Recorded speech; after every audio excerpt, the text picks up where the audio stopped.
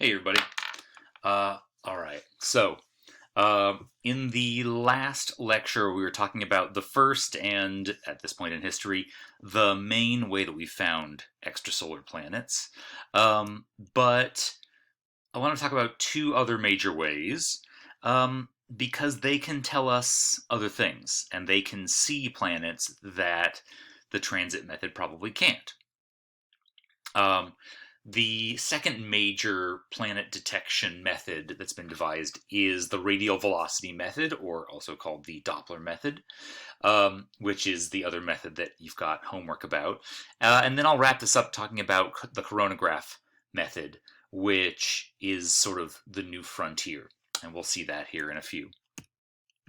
Um, Quick recap. I also want you to be thinking about what are these pros and cons? What are the strengths and weaknesses of all these methods? The reason why we've got, I'll be honest, there's not just these three methods, there's several other methods, um, all of them detecting planets in different ways because almost all of these methods are indirect methods.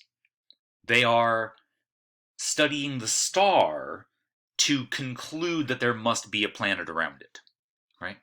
Um, and so if we could just point our telescope and take a picture of an exoplanet, hey, that'd be great. That'd be so much easier. Unrealistic at this point. The technology's not quite there yet. So, because none of these methods is perfect, because they're all indirect, because we're sort of going backwards at finding these planets, they tell us different things about the planets. And there are different kinds of planets that are going to be easy to find and different kinds of planets that are going to be hard to find. And that bias, there's a bias in all of our discoveries. All of these methods are biased toward finding the planets that are easiest to find, the low-hanging fruit. Let's say if we were only using the transit method, and if you can't find any small planets orbiting far from their stars, which is it? Are we not finding any small planets orbiting farther from the stars because they don't exist? Or is it just because they're hard to find? If all you have is the transit method, you can't answer that question. But if you have other methods to compare your results to, maybe you can get to answering that question. Not just what are the kinds of planets we're finding, but with multiple methods working together, you can get a bigger, better, clearer picture of what are all the ways that planets happen. So, what can you tell from the Doppler method? Let's look.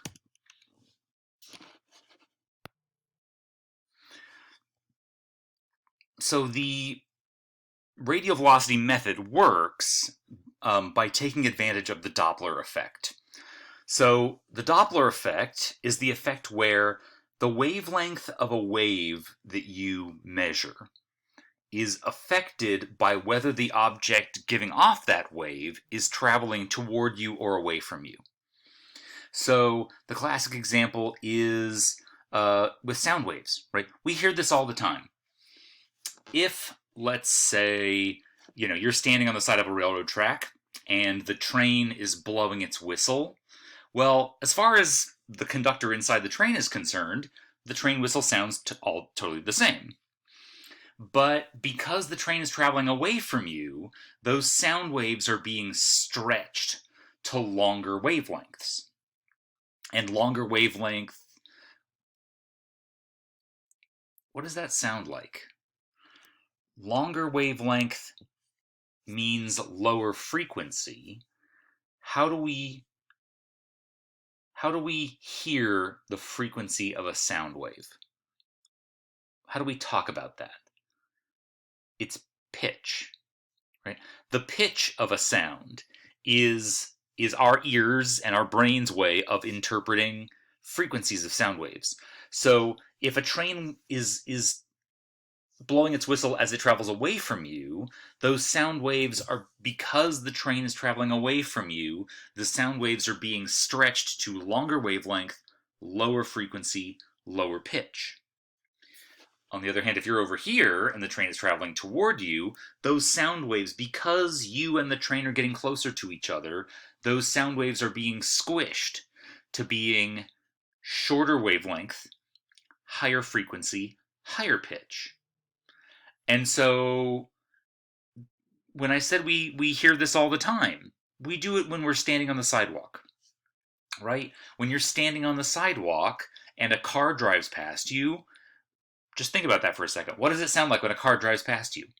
Right? You hear the whoosh, because the sound of the car, because when the car is driving toward you, its sound waves, the engine noise is being compressed to higher frequency, higher pitch, and then as soon as the car drives past you, there's a shift, because once the car drives past you, it's now going from moving toward you to instantly now moving away from you, and now the engine noise is being stretched to a longer wavelength, lower pitch. So that's why there's that abrupt transition. There's the meow when a race car drives past you or something, when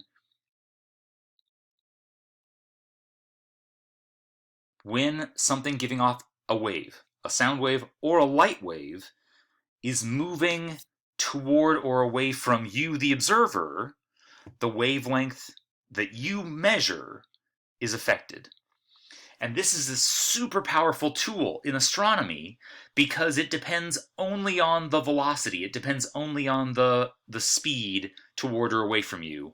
It doesn't depend on distance. It doesn't matter if an object is driving right past you, or if we're talking about stars,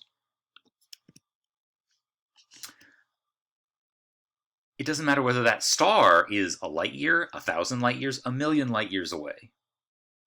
We can see this effect with light just like we can with sound waves, because light is a wave, right? And so if you've got a star, and if that star is not moving toward you or away from you, then you're going to see the spectrum of that star like normal. And the important telltale signs here are the absorption lines. The dark lines in the spectrum are those absorption lines where light is being absorbed at specific wavelengths by the elements in the atmosphere of the star. And hydrogen and helium, those are the important ones, right? Hydrogen and helium always absorb light at the same specific wavelengths, the same specific colors. If it's standing still, if it's not moving, in the laboratory, right? In the laboratory where you can experiment with hydrogen and helium gas and you say, where does hydrogen absorb light? It absorbs it here, let's say, in my cartoon. Where does helium absorb light? Oh, it absorbs it here and here, always in those same places, which in this cartoon is the yellow part of the spectrum. So that if you look at a star, and you look at the star, if you observe a star, take the light from a star, shine it through a prism, break that light up into the spectrum, and if you see the same pattern of absorption lines, but all of a sudden they're over here in the red part of the spectrum, you're like, no, hydrogen and helium absorb light over here, and now this exact same pattern is shifted over into the red. Well, it must be that all of the colors of light given off by the star have been stretched to longer, redder wavelengths. Because remember, red light is longer wavelength. This is what's called a redshift. Right? When the light from a star is redshifted, it means all of the colors, including the colors of the absorption lines, they have been shifted to the red part of the spectrum. Why does the light get stretched to the red part of the spectrum? Because the star is moving away from you. And if a star is moving toward you, then just like the train moving toward you, those light waves are all being squeezed. They're being compressed to shorter, bluer wavelengths. And so the whole spectrum is then shifted to shorter colors, shorter wavelengths, bluer colors. This is a way of telling motion in the universe.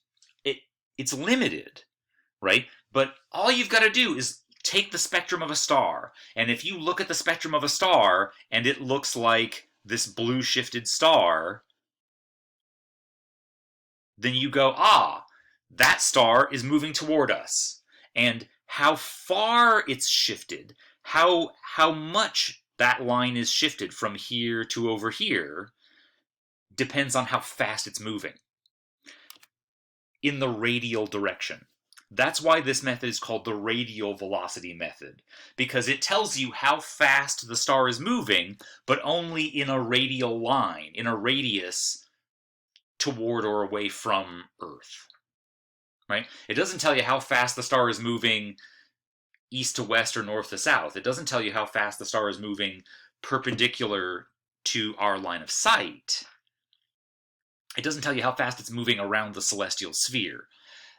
The Doppler method only tells you, the Doppler effect only tells you how fast the star is moving toward us or away from us. So that's a limitation, but it's powerful because it's easy. You take the spectrum of the star, boom, you know how fast that star is moving toward or away from us. How does this help us find planets? Well, if you've got a planet orbiting around a star, what's holding it there? What is holding a planet in orbit around a star? Gravity. And so gravity is a force, and remember Newton's third law of motion: for every force, there's an equal but opposite force. So it's not, when you have a planet orbiting around a star, it's not like the star is just sitting there and the planet is moving around it. No, the planet and the star are pulling on each other with the gravitational force. And so, just like the planet is being pulled around the star, that star is going to wobble around in space. That star is going to wobble in an elliptical path because the star is being dragged around by the gravitational pull of the planet. That's something you can see, right? You can't see the planet. Again, you can't just point your telescope at the star and see the planet going around it, because the star is way too bright, it's way too big. If you look at a star, any planet around it is just going to get lost in the glare. But if you look at a star, and if you see a star wobbling around, you say, why is that star wobbling? Why is that star wobbling in space? Oh, there must be a planet there. There must be a planet dragging that star around with its gravity. And this is why I say this is an indirect detection. You're inferring there must be a planet there from the gravitational force that the planet exerts on its star. How do we see that, though? Got a little bit of a video here for you. We can detect planets outside our solar system by the gravitational effects that these planets have on their stars. Small planets, like Earth, weigh much less than their star. When those planets move in their orbits, the effect on the star is very hard to see. The force they exert on each other is comparatively small, so the star barely moves as the planet orbits around it. Large planets like Jupiter have a greater gravitational influence on their star, but when the planets are far away, the effect is still fairly small. The planet and star are orbiting a common center point, but it's close to the center of the star. However, we found planets that are larger than Jupiter, and which orbit much closer to their star than Jupiter is to our Sun. The effect of gravity is much stronger in these cases. With such large planets, it's easier to see that the planet's gravity affects the star's motion, and that the two orbit a common center. We can't see the star move back and forth, because the stars are very, very, very, very far away from us. Instead, we use the Doppler effect, the same effect that causes sound to change pitch when its source moves. When a source of waves moves towards us, we hear it as higher pitched. When the wave source moves away from us, we hear a lower pitch. In terms of light frequency, that corresponds to light moving more towards blue, higher frequency, or more towards red, lower frequency. The effect is small, so we don't see it in our day-to-day lives, but we can detect it with a spectrometer. As the exoplanet moves away from us, the star comes towards us, so the light becomes ever so slightly more blue. On the other side of the orbit, as the star moves away from us, the light from the star becomes slightly more red.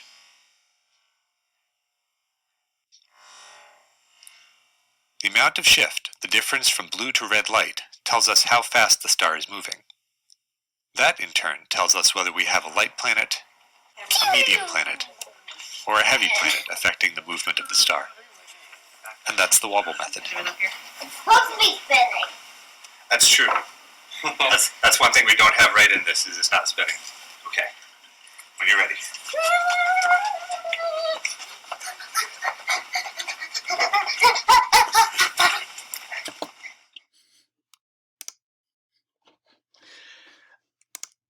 We can So it was just too cute. I couldn't include it. I couldn't not include it. Right.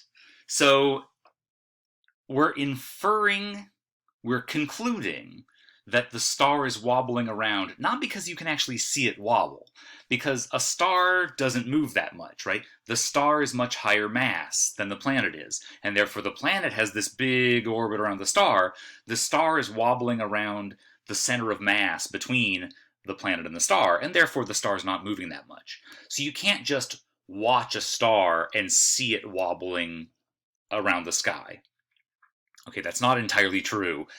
There are like 2 or 3 planets that we found because these stars are close enough to the Earth that we can actually see them wobbling. That method is what's called the astrometry method, which we don't talk about because it's only found like 2 or 3 planets. So it's not that powerful. For all of these other stars, the stars just look like they're standing still in our telescope. If you just look at the stars, you point your telescope and take a picture of the star looks like it's standing still.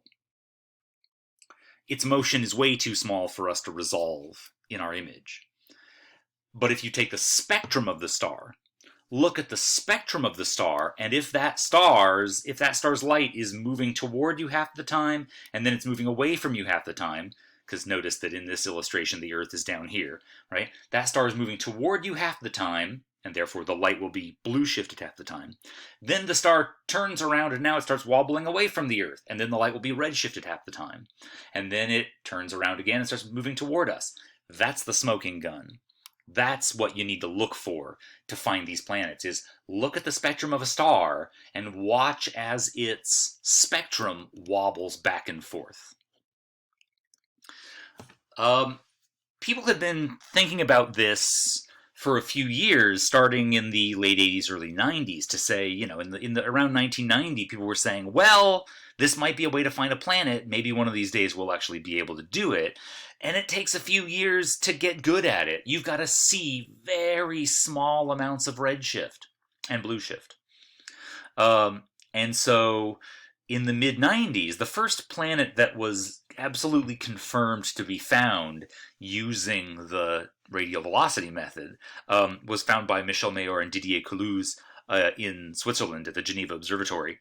And they found a planet around the star 51 Pegasi. And that planet did just that. It did a blue shift and a red shift and then back in 4 days. The star went from blue shift to red shift and then back to blue in 4 days. What does that mean? It means that star does a wobble. It means it moves toward the Earth, it moves back, away from the Earth, and then back in 4 days. What's the significance of the 4 days then? If the star is making a wobble in 4 days, that means the planet is making an orbit around the star in 4 days, because the planet and the star are orbiting around each other. The reason why the star is wobbling is because the star and the planet are both orbiting around their common center of mass. If the star makes a wobble in 4 days, the planet makes an orbit in 4 days. And what does it mean if you have a planet that orbits around the star in 4 days? How can you explain such a short period? The planet has to be very close. The planet is orbiting very close to the star. To give you a sense of perspective, Mercury takes about 3 months to orbit the sun, and Mercury is the closest planet to our sun. So that planet, the planet orbiting around 51 Pegasi, is much closer to its star than Mercury is to the sun. So there's a lot going on here, and I wanted to break this down to understand all this so that you get a sense of what's going on with all the moving parts. All right, what are you actually measuring? You're taking the spectrum of the star. So I grabbed these illustrations from the book, which is why they're all in black and white. But this is the rainbow spectrum, right? Blue ends over here, red ends over here. Here are the absorption lines, for example. And this is the laboratory frame. This middle one here, A, is the spectrum where the star is neither moving toward us nor is it moving away from us. It has no radial velocity. That doesn't mean the star's not moving, it's just not moving toward us or away from us. B here is when all of those absorption lines have been shifted to redder wavelengths. So if the spectrum is shifted to the red, is it moving toward us or away from us? Toward us. Sorry, no, away from us. Don't know where I went there. If the red shift means it's moving away from us. Spectrum C here is where all of those absorption lines are shifted into the blue. So that's when the star is moving toward us. Away, toward, away, toward, away, toward. And so using this shift, using this Doppler shift, you can measure the radial velocity. The greater the Doppler shift, the faster it must be moving. And so, so here's what's physically going on, right? Here's the thing we can't see. You can't just see the star and the planet from us over here on Earth. This is what we want to figure out. We want to figure out where's the planet, how's it moving, etc., etc. But all you're seeing is the spectrum. So you say, all right, here's the star when it's not moving. When the star is moving, when the star is moving away from us, then its spectrum is redshifted, and therefore its radial velocity is positive. Why positive? So these graphs, which you'll see in the textbook here in a minute, right? The velocity goes positive, negative, positive, negative, positive, negative, positive, negative. Why is that? What does it mean to have a negative velocity? Well, the easiest way to think about it is that positive velocity means the distance between you is increasing. So if the distance between you and the star is increasing, then it's moving away from us. If the velocity is negative, then the star is moving toward us because the distance between us is decreasing. And if the velocity is 0, that means it's not moving toward us or away from us. So you're going to see the lab spectrum. So here's the star when it's at rest, or at least it's at rest. It's at rest radially, right? If we're here on the Earth looking at this star, then the star is going to be moving away from us, moving to the left, moving sideways, moving toward us, moving sideways, moving away from us, sideways, toward, sideways, away, rest, toward, rest. So there's no radial velocity because all of the velocity of that star is sideways from our point of view over on Earth. Then the star wobbles, so the star starts at, the star starts at rest, it wobbles away from us, it comes back to rest, it wobbles toward us. And so you start out at rest, wobbles away, rest, toward, and then rest again. So the last step is the planet, the star comes to rest again. It starts out at rest, goes away from us, sideways, moves toward us, goes sideways again, and then away from us again. So this is what we're seeing in your spectrometer. You watch that star, and you watch as those absorption lines just wobble, red, blue, red, blue, red, blue, red, blue. And you say, well, if the spectrum is wobbling back and forth like that, here's the graph of the velocity, here's how the star must be moving as it wobbles around the center of mass.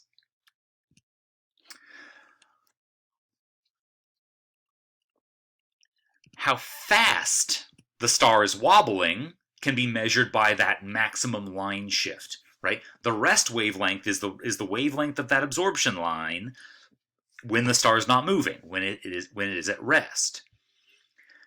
How much that line is shifted, either toward the red or toward the blue, depends on the velocity. The faster the star is moving, the greater the maximum amount of red shift and blue shift. And so here's the equation that you get from the homework, where you can say, well, you can measure the velocity, or you calculate the velocity of the star, by taking the maximum line shift divided by the rest frame wavelength times the speed of light. And this gives you the velocity in meters per second because you're putting the speed of light as 3 times 10 to the 8 meters per second. So here's how you get these graphs. You measure this shift back and forth, back and forth, back and forth. You plug that in here to say, well, if it's shifting by this much, then the star is moving this much. How fast that star is wobbling around. And again, this is the important thing. Remember, this is the velocity of the star because that's the only thing you can actually see. But how fast the star is moving depends on the mass of the planet because it's the planet's gravity. It's the mass of the planet that is dragging the star around in its wobble. And so you can say, well, what does the gravitational force depend on? Here's a bit of a pop quiz, right? The gravitational force between the planet and the star depends on the mass of the planet, the mass of the star, and the distance between them. So A here is the average orbital distance, or the semi-major axis. If you know the velocity, and you've measured the velocity because you've measured it from the redshift, and you know the orbital distance, and you know the mass of the star, you can calculate the mass of the planet. How do you get the mass of the star? Same way you've been doing it all semester, right? You get the mass of the star from the luminosity, assuming that the star is a main sequence star, which they pretty much always will be. How do you get the orbital distance? How do you get A? Well, it's going to be the time, the orbital distance, you get the orbital distance from the period by using Newton's version of Kepler's third law again, right? The time that it takes for the star to go from wobbling away from you to wobbling toward you and then wobbling away again, that must be the period because the star is wobbling away from you here, it goes all the way around, it wobbles toward you, and then it wobbles all the way back around here. So the time that the star takes to wobble away, toward, and away again, away, toward, away again, that amount of time, that's the period of the star's wobble, and therefore it is also the period of the planet's orbit. Use Kepler's third law to take the period, and you've got the orbital distance, boom, boom, boom, you've got everything you need. You got the velocity, you got the orbital distance, you got the mass, you can figure out the mass of that planet. You can't even see the planet, and yet by figuring out how strong the invisible gravitational pull that the planet exerts on that star, you can work backwards and deduce this planet must be this mass because it is pulling the star around with this much speed. You're pulling a star of this much mass around with this much speed at this much distance. The only way to do that is with a planet of this much mass. So the other reason why we use the Doppler method is because the Doppler method can tell us something about the planet that the transit method can't. Remember, what does the transit method tell you about a planet? The transit method lets you measure the planet's radius and period. The Doppler method lets you figure out period again and the mass. So using the Doppler method, we can figure out mass, which we couldn't do with the transit method. Likewise, we use the transit method because the transit method tells us the size of the planet, and the Doppler method doesn't tell us that. The Doppler method only tells us mass and period. Let's get back to this question. What are the pros and the cons? What are the strengths and the weaknesses? What kind of a planet is going to be easy to find using the Doppler method? Well, why are these stars wobbling around? Why do these stars have any radial velocity? It's because the stars are being dragged around by the gravitational force of the planet. So the stronger the gravitational pull on the star, the faster it's going to wobble, the easier it'll be to detect that wobble. So what kind of a planet will exert a stronger gravitational force on the star? A high mass one. The higher the mass, the stronger the gravitational force on the star. So a high mass planet is going to be easier to find. A low mass planet is going to be harder to find. What else will make the gravitational force on the star stronger besides having a higher mass planet? Having them closer together, right? If a planet is closer together, if a planet is closer to the star, it'll exert a stronger gravitational pull. The star will have a faster velocity, easier to see the redshift and the blue shift. So, and if a planet has a closer orbital distance, it'll also have a shorter period, which is sort of a win-win, because if you're watching a star looking to see if its spectrum is wobbling blue, red, blue, red, blue, red, blue, red, it's going to be a lot easier if it's doing it with a very short period, right? If a star can go blue, red, blue, red, blue, red, blue, red, in the matter of a few days, that's going to stand out. You're going to notice that, and it's going to be easier to find that planet. If you're talking about a planet like Earth, which is low mass, but also, how long does it take the Earth to orbit the sun? A year. So if aliens have to be looking at the sun for a whole year to see the sun wobble blue, red, yeah, they might miss that. They'd have to be very patient. And if they're not, then they might miss the planet. So having a long period planet orbiting far from the star is sort of a lose-lose scenario, right? Not only if the planet is far from the star, not only is the gravitational force weaker, but also it does it over a longer period of time. So those planets are very hard to find using the Doppler method. All right. So what kind of planets have we found? Do we find using the Doppler method? Right? There's this bias. There's this strong bias. High mass planets close to the star, easy to find with the Doppler method. Low mass planets far from the star, hard to find with the Doppler method. Which is not exactly what you expect to find, right? Let's just, review our solar system. In our solar system, we've got the 4 terrestrial planets, right? These are the low mass planets, but they orbit close to the star. Mercury, Venus, Earth, Mars have orbital periods of between 3 months and 2 years, orbiting between 0.4 and 1.5 AU. Then you've got the Jovian planets, the high mass planets, Jupiter, Saturn, Uranus, Neptune. They orbit the sun between 5 and 30 AU, and they have periods of between 11 and 165 years. And this is, quote unquote, normal. Because we think it's normal. Well, we think it's normal because it's our solar system.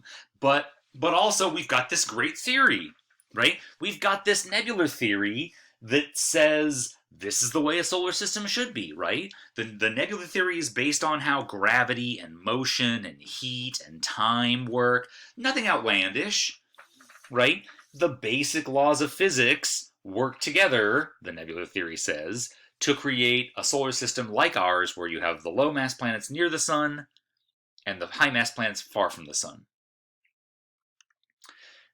When everybody started hunting for planets in the early 90s, we figured these are the kinds of planets we would find.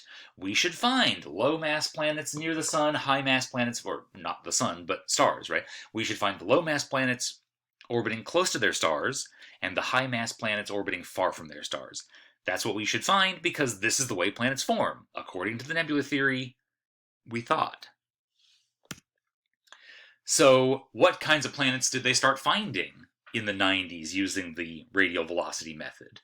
Back in the 90s, Jeff Marcy and Paul Butler were at San Francisco State at the time. They've changed universities since then, but they were sort of they were two of the really big names in planet hunting back in the 90s and early 2000s. What kinds of planets did they find?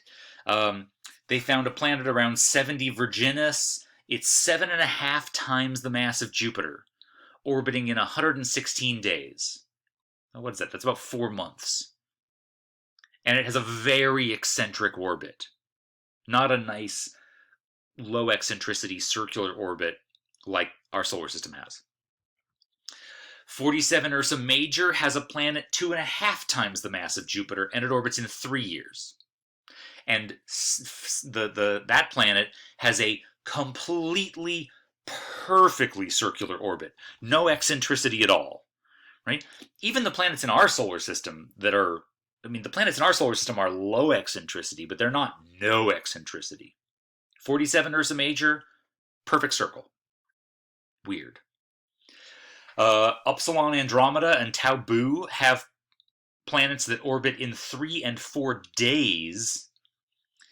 Upsilon Andromeda's planet is 0.7 Jupiter masses, and Tau Boo's is 4 Jupiter masses.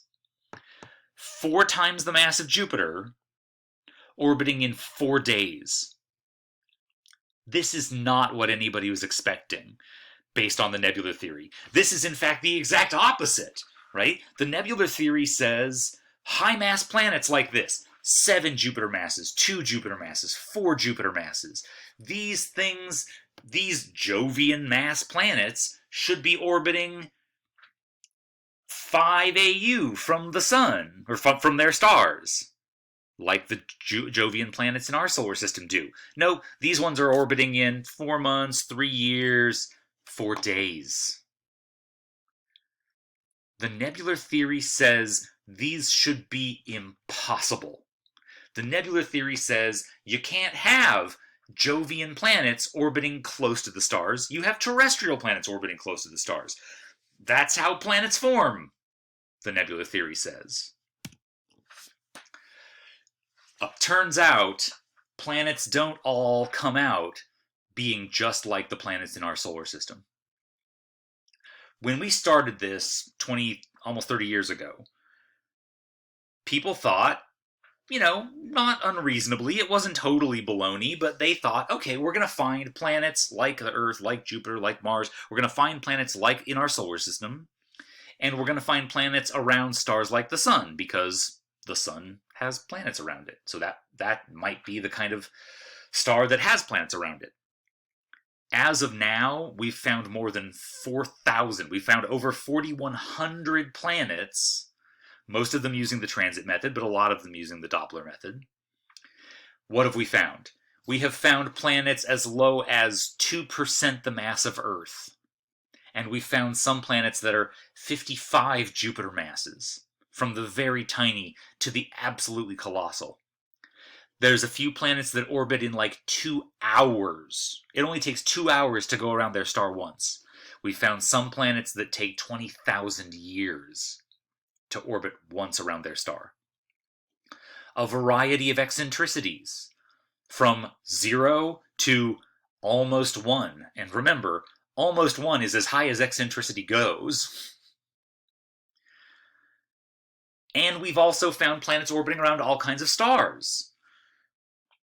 The argument 20-odd years ago that, oh no, we should find planets around 1 solar mass stars. That makes sense. That should be quote-unquote normal. Nope. Turns out very low mass and some very high mass stars can all have planets around them. We know that they can because we found some. Right? Of all of these, though, it turns out there is a vast diversity of planets, more than anybody ever predicted. But by and large, the biggest surprise has been the discovery of those high-mass stars orbiting very close to high-mass planets orbiting very close to their stars. Today we call those hot Jupiters. So they're called hot Jupiters because they're Jovian planets. They are gas giants. They are big, high-mass planets. They're made of mostly hydrogen and helium, just like Jupiter, except they're hot Jupiters because they orbit in a week or less. They're orbiting as close as 0.03 AU from their stars. The nebular theory says they're impossible. The nebular theory says you shouldn't have gas giants orbiting close to the stars. Why? Remember why. The nebula theory says, notice I keep saying that, the nebula theory says you need to have ice first. you need to form an icy core out beyond the frost line, and then once you form a big icy protoplanet, that ice accretes all the gas out of the disk to pile up all that gas to create the big hydrogen helium gas giant atmosphere. So you can't have, the nebula theory says, you can't have a gas giant near the star because it's too hot. You can't have ice that close. And yet we've found hundreds of them. We've found hundreds of hot Jupiters. So how can this be? How can we explain all of these hot Jupiters when the nebula theory says they should be impossible? The best idea is that we need to modify the nebula theory, that there's something missing from the nebula theory that should be able to explain all of these hot Jupiters that we're finding. And that modification is usually called a planetary migration model, where you say, okay, yeah. There's nothing really wrong with the nebula theory. We just need to add a little more detail. And so let's say that the planet, this Jovian planet, started out forming normally. It formed out past the frost line, just like Jovian planets are supposed to do. But then it migrated into the inner solar system to become a hot Jupiter. It was born as a cold Jupiter, like our Jupiter, but then its orbit migrated inward to become a hot Jupiter later. How can that happen? How does a planet migrate inward? Well, it probably is by the interaction with the rest of the disk. When these planets are still young, right? This must happen when the solar system, or when this planetary system is still young, because you've got this star and the planet forming, but you've still got this whole protoplanetary disk full of dust and gas orbiting around it. This is a model. This is a simulation programmed a few years ago to try to model, well, how exactly would that happen? And so what you're seeing is, we'll get this started. What you're seeing is that this big high-mass planet is using its gravity to grab onto the gas around it, grab onto any gas and dust nearby, and throw it outward. That by basically using its gravity as a slingshot, that planet is grabbing onto this gas and throwing the gas out of the system.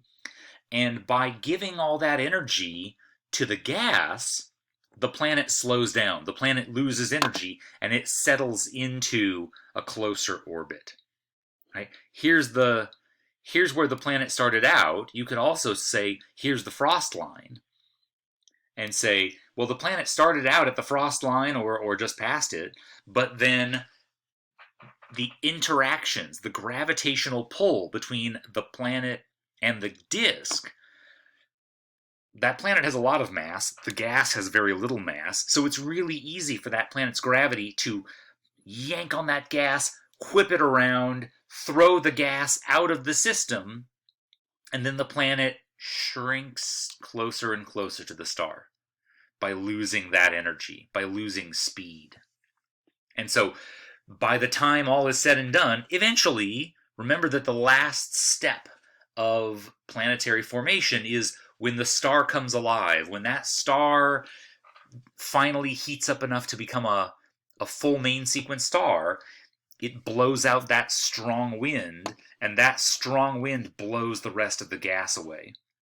And so once the strong wind from the star blows all this gas away, well, then there's no more gas for the planet to throw away, which means that planet is now stuck in whatever orbit it ended up in, which is much closer to the star than it started out.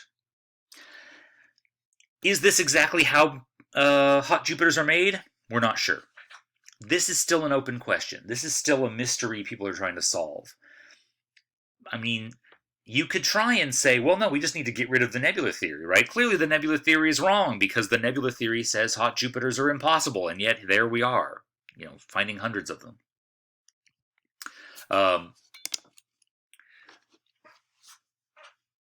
So which is it?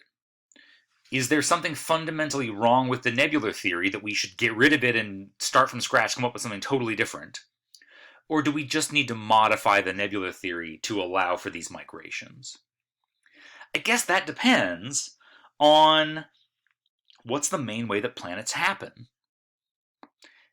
If our solar system is normal, if planets mostly form according to the nebular theory, with small planets near the star, big planets far from the star, then our solar system and all of these other planets are pretty normal, and maybe the hot Jupiters really are as freaky as we think they are. Maybe they're as weird and exotic as we think they are. In which case, the nebula theory probably works fine, we just need to add a little detail to also explain those few hot Jupiters. Or, maybe the hot Jupiters are the way most planets happen. Maybe the hot Jupiters are normal and we're the freaks. Maybe our solar system is the weirdo. Which is it? Are we normal and they're weird and the hot Jupiters are weird? Or is our solar system weird and the hot Jupiters are the way that most planets happen? If all you have is the Doppler method, you're just going to find more hot Jupiters, right? Remember, what kind of planets are easiest to find using the Doppler method? The easiest planets to find are high-mass planets orbiting close to the star, which is another word for saying hot Jupiters. So, which is it? Are we finding all of these hot Jupiters just because they're the easiest ones to find? And planets like Earth are just harder to find? Or are hot Jupiters the way planets normally happen, and we're the weirdos? If all you have is the Doppler method to use, you're never going to be able to answer that question, because the Doppler method is really good at finding hot Jupiters, and not very good at finding cold Jupiters or Earths. So the Doppler method is powerful, but it's not going to find you all the planets you want to find. That's why the transit method is so helpful. Again, here are all the planets found by the Kepler Space Telescope. Again, remember, Kepler uses the transit method, not the Doppler method. Here's the graph of all the planets found by Kepler using the transit method. This is a graph of size versus period. Where are the hot Jupiters in this picture? Right? Hot Jupiters are big planets that orbit close to the stars. So the hot Jupiters are up here. Now we can get a much clearer picture. Because the transit method is so much easier, right? The Doppler method takes work. You got to take the spectrum of a star and watch that spectrum over some extended period of time and watch it wobble. It's work intensive. The transit method is more straightforward. Just watch that star's magnitude, watch that star's brightness, and see if the brightness dips. And because the Kepler Space Telescope was so well calibrated to find small dips, it allows you to find smaller planets. Now we can actually answer the question, right? What's the main way that planets happen? Are the hot Jupiters normal and other planets are weird? Not really, no, because it turns out most of the ways that the planets are happening, at least the planet that we're finding, are like this. And these hot Jupiters really are as weird and exotic as we think they are. Whew, okay, so that at least makes a bit of sense, right? The nebular theory is not completely worthless, right? It seems to work fine, right? We're finding lots of small planets orbiting near the star, just like the nebula theory predicts. Okay, great. So yeah, the hot Jupiters are still there. The Kepler telescope also found a few hundred hot Jupiters. So it's not that the nebula theory is flawless, because the nebula theory says the hot Jupiters are impossible, and there they are. But clearly, it works most of the time. And we just need to figure out what modification, what tweak, what improvement do we need to make to the nebula theory so that it can also explain the hot Jupiters. And planetary migration is the best idea we have today, but this idea has only been around for a few years now, so maybe that will change. Maybe somebody will come up with a better idea, or maybe we'll find evidence that will tell us the right way to go here in the next few years. So, keep your eyes open and watch this space, because there are still discoveries to be made about these weird exotic planets that we thought were impossible and apparently are not. So that's an exciting thing to keep your eyes peeled for, because we're still trying to figure this one out. All right. The last thing I wanted to say was a little bit about the coronagraph, because a coronagraph is actually a way of taking a direct detection of a planet. You're actually able to see the planet instead of an indirect way, right? The transit method and the Doppler method are indirect methods. You're studying the star to try to figure out if there's a planet there.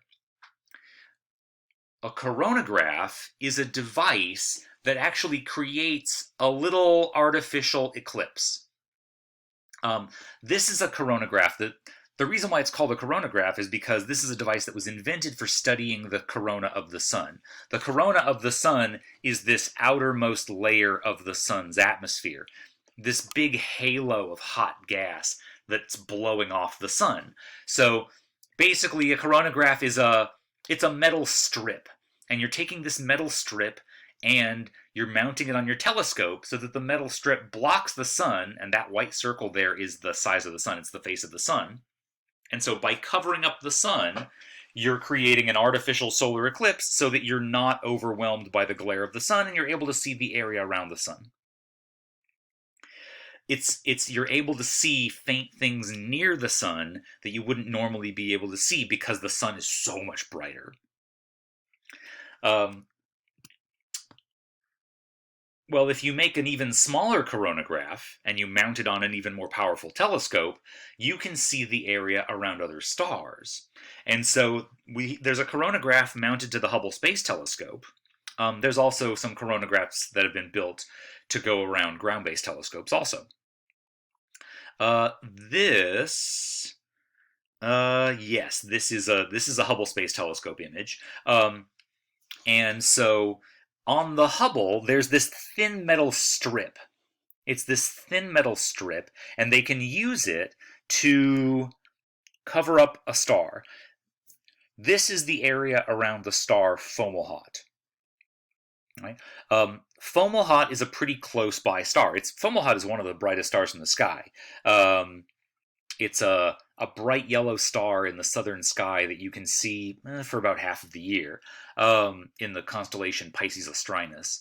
And so because it's so close to us, the system around the star looks big enough that you can get some pretty decent pictures of it. So what happens, though? What are we looking at here? This is weird. You take this metal strip and you cover up the star. Well, light is a wave, right? And light waves will bend around corners the way sound waves can. And so even though you've got this metal strip covering up the star, some of that starlight bleeds around the coronagraph and muddies up your image. So then you got to go into the computer and try to erase as much of the starlight as you can, clean up the noise. The problem is, if you erase too much of the noise, you're also going to erase the real stuff. So what you're seeing here, these streaks radiating outward, these streaks are noise, right? Don't believe it. It's just extra light from the star that we couldn't clean up. This ring here, this is real, though. This ring is a ring of hot, glowing, dusty gas orbiting around Fomalhaut. Well, hey, there used to be a whole disk of dusty gas orbiting around the young sun. And the reason why that ring is still around Fomalhaut is because Fomalhaut is still young. A few years later, they were taking another picture of Fomalhaut. This is using a different telescope, I believe. And so there's Fomalhaut. Here's the ring. And when you look at Fomalhaut, it turns out they saw this little hot spot right there. And you'd look at that hot spot and, naively you would look at that and go, it's just noise. There's lots of little hot spots around here. That must be just part of the noise. And, not unreasonably. But then they came back and took a similar picture a couple of years later, and that hot spot, that noise, had moved. It turns out it's not a hot spot. It's a planet. That what you're seeing is the light coming off of a planet, and you know it's a planet because it's orbiting in an elliptical orbit around this star. So by using a coronagraph, you can cover up the star, and then you can see the stuff around the star. What kind of stuff is around the star? A disk, a ring, planets. So we know there's a planet orbiting around Fomalhaut. We don't need to infer. We don't need to be squinting at spectra or constructing light curves. We know there's a planet there because we can see it. There it is. We just took a picture of it. Here is a different star. This is the star HR 8799, a very exciting name, I know. And when you cover up HR 8799, again, a lot of noise, lots of light bleeding around your coronagraph. You try to get rid of as much of it as you can, but again, you don't want to get rid of too much of this noise, because if you erase too much of this light, you're also going to erase this light, and this light, and this light, and that's the light from a few planets. And so they took this image for these two planets, they took a picture in 2004, and there was the planet, and there was the planet. And then they came back in 2008, and this planet had orbited over here, and this planet was over here. And this planet was taken 2 pictures in July of 2008 and September, and, in 2 months it had only moved that little bit. So again, you know that these are planets because they're moving around. They're orbiting around the star. This is with a different telescope. This is the same star, HR 8799, but they used a better coronagraph, and they used some better computers to erase the noise. And if you're able to erase more of that glare, it turns out there's a 4th planet there. That there was a 4th planet in here that you can't see because it's lost among all the noise. But if you can shrink the noise, you can find planets that are closer to the star.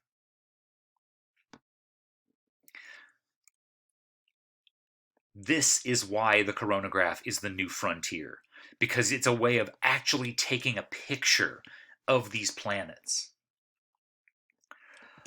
And what can you figure out? Well, if the planet looks this big in your telescope, it's going to give you a sense of how big it is in real space.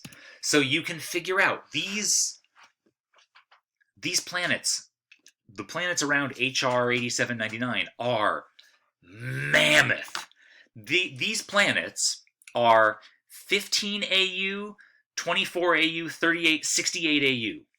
These planets are all really far from their stars. They have to be, right? Because you're covering up the star in order to take the picture of things away from the star. So if there are any planets closer to the star, there might be, we don't know. Are there any planets orbiting closer to the star? We don't know, because any light that you get from the planet is going to be covered up by the coronagraph too. And so we can find these planets because they're orbiting really far from the stars, between 15 and 68 AU. Right? Uranus is 19 AU. So these are all like Uranus distance and beyond. And these planets are colossal. Each of those 4 planets is between 7 and 10 Jupiter masses. So this star has 4 super Jupiters orbiting way far away from the star.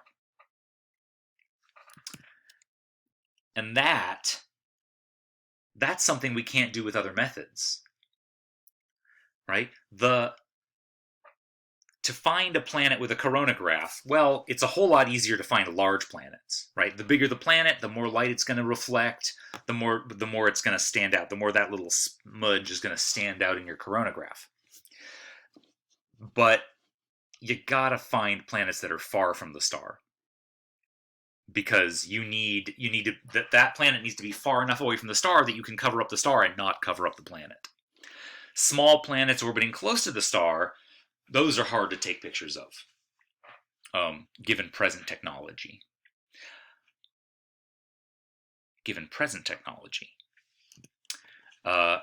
There's going to be a coronagraph on the James Webb and on the W1st telescopes. When they launch in the next several years, these telescopes, one of their jobs they're being designed for is use that coronagraph, cover up a star, and be able to find a smaller planet orbiting close to the stars. If all goes well, the Webb is going to do a good job, but really, the planet hunting machine, the discovery engine, is going to be on W1st. And W1st, if everything goes according to plan, fingers crossed, it should be able to take planets. It should be able to take pictures of planets that are about the size of Earth, about 1 AU from their stars. They'll be able to take pictures of Earth-like planets. That's something you can't do with current technology. I mean, granted, when I say it's going to take a picture of an Earth-like planet, it'll look like that. It'll just look like a hot spot. But hey, if you can take a picture of a planet and have it look like that, you can use all the tricks that we've done for stars. Take the light from that take the light from that planet. Take the light from the planet, look at the spectrum, figure out what its temperature is, figure out if it has an atmosphere. What's the atmosphere made of? Is there life? Right? That's the next big frontier. The big undiscovered country is, if you can take a picture of a planet like Earth, is it warm enough for liquid water? Does it have an atmosphere? Does it have an oxygen atmosphere? Why are we so interested in finding terrestrial Earth-size, Earth-mass planets that have water and oxygen? Because those might very well be some of the necessary ingredients for life. What does it take for life to happen in the universe? We don't know. Right? We only know what life is like on Earth. But we think that water and oxygen are because water and oxygen are so handy here on Earth, they're so useful for life on Earth, there's a decent chance that life that evolved differently on some other planet might also find a use for water and oxygen, carbon dioxide, nitrogen, methane, ammonia. If you can take a picture of a planet, you can figure out about temperature, composition. Not just squinting at a wobbly spectrum and saying, well, it looks like that planet is the mass of Earth. But you're actually able to take a picture of it and say, we've taken a picture, we know it exists, and we know it's like Earth. Or maybe it's bigger than Earth, or smaller than Earth, or hotter, or colder, but being able to actually do that directly and have a direct measurement, rather than trying to figure these things out indirectly. This is the next big frontier. This is what's so exciting. And the Webb and W1st are going to launch here in the next few years. And once they get turned on and get to work, they're going to be an avalanche of planet discoveries, the way Kepler was and the way TESS is right now. And that's very exciting news. So, where does that leave us now? Hopefully, this practice is going to make finishing the radial velocity homework easier. Go ahead and get that done. For lab points, I've posted an assignment called an assessment for transit and radial velocity methods. Get that assessment done. It'll be questions similar to the questions you were already doing on Smart Sparrow. It's also on Smart Sparrow, but this time it'll be for lab points. So get that done in short order. The next step is to say, okay, well, no science fiction yet, right? But using current technology, using the things you've already been doing in the homework, finding a planet by transit method, finding a planet by Doppler method, what else can we figure out about a planet? What else can we figure out about an alien world based on the information we can get? We don't want to be just sitting around waiting for the W1st to work. We can figure out a lot about planets even with the information that we can get today. So let's do that. What else can we figure out about the planets? What properties of planets can we infer from transit and Doppler method? And it turns out it's a lot. But that'll be a story for next time. All right. Have a good one, everybody. Take care. A biento.